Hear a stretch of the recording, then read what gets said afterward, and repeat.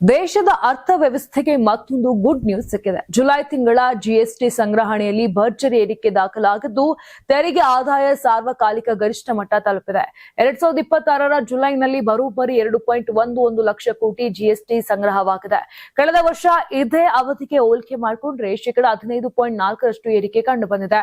July ತಿಂಗಳ ಒಟ್ಟು GST ಸಂಗ್ರಹದಲ್ಲಿ ಹಲವು ವಿಭಾಗಗಳು ಉತ್ತಮ ಕೊಡುಗೆಯನ್ನ ಕೊಟ್ಟಿವೆ. ಅದರಲ್ಲೂ ಐಜಿಎಸ್ಟಿ ಸಂಗ್ರಹದಲ್ಲಿ ಶೇಕಡಾ 19.3ರಷ್ಟು ಏರಿಕೆ ದಾಖಲಾಗಿದೆ. ಇನ್ನು ಕೇಂದ್ರ ಜಿಎಸ್ಟಿ ಅಂದ್ರೆ ಸಿಜಿಎಸ್ಟಿಯಲ್ಲಿ ಶೇಕಡಾ 12.3ರಷ್ಟು, ರಾಜ್ಯ ಜಿಎಸ್ಟಿಯಲ್ಲಿ ಶೇಕಡಾ 8.7ರಷ್ಟು ಬೆಳವಣಿಗೆ ಕಂಡು ಬಂದಿದೆ. ಇನ್ನು ಜಿಎಸ್ಟಿ ಸಂಗ್ರಹದಲ್ಲಿನ ಈ ಭರ್ಜರಿ ಏರಿಕೆಗೆ ದೇಶದೊಳಗಿನ ಬಲವಾದ ಆರ್ಥಿಕ ಚಟುವಟಿಕೆಗಳು ಪ್ರಮುಖ ಕಾರಣ ಅಂತ ಹೇಳಲಾಗ್ತಾ ಇದೆ.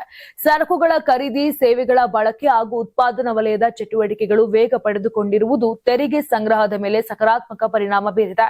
ಇದರ ಜೊತೆಗೆ ತೆರಿಗೆ ಪಾವತಿಯಲ್ಲಿ ಕಂಪ್ಲೈನ್ಸ್ ಪ್ರಮಾಣವೂ ಹೆಚ್ಚಾಗಿದೆ. ಡಿಜಿಟಲ್ ಟ್ರ್ಯಾಕಿಂಗ್, ಇ-ವೇ ಬಿಲ್ ಸೇರಿದಂತೆ ತೆರಿಗೆ ವಂಚನೆ ತಡೆಗೆ ಕೈಗೊಂಡಿರುವ ಕ್ರಮಗಳಿಂದ ತೆರಿಗೆ ಸಂಗ್ರಹ ಮತ್ತಷ್ಟು ಸುಧಾರಿಸಿದೆ. ಇನ್ನು ಐಜಿಎಸ್ಟಿಯಲ್ಲಿ ದಾಖಲಾಗಿರುವ 19.3% ಬೆಳವಣಿಗೆ ಕೂಡ ಗಮನ ಸೆಳೀತಾ ಇದೆ. ಒಂದು ರಾಜ್ಯದಿಂದ ಮತ್ತೊಂದು ರಾಜ್ಯಕ್ಕೆ ನಡೆಯುವ ಸರಕುಗಳ ಪೂರೈಕೆ ಮತ್ತು ವ್ಯಾಪಾರ ಚಟುವಟಿಕೆಗಳು ಚೇತರಿಸಿಕೊಂಡಿರುವುದಕ್ಕೆ ಇದು ಪ್ರಮುಖ ಸೂಚನೆಯಾಗಿದೆ.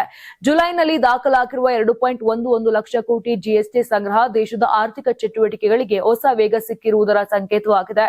ವ್ಯಾಪಾರ ವಹಿವಾಟು ಹೆಚ್ಚಳ, ತೆರಿಗೆ ಪಾಲನೆ ಸುಧಾರಣೆ ಹಾಗೂ ಅಂತಾರಾಜ್ಯ ವ್ಯಾಪಾರದಲ್ಲಿನ ಚೇತರಿಕೆ, ಈ ಮೂರು ಅಂಶಗಳು ತೆರಿಗೆ ಆದಾಯದ ಏರಿಕೆಗೆ ಬಲ ತುಂಬಿವೆ.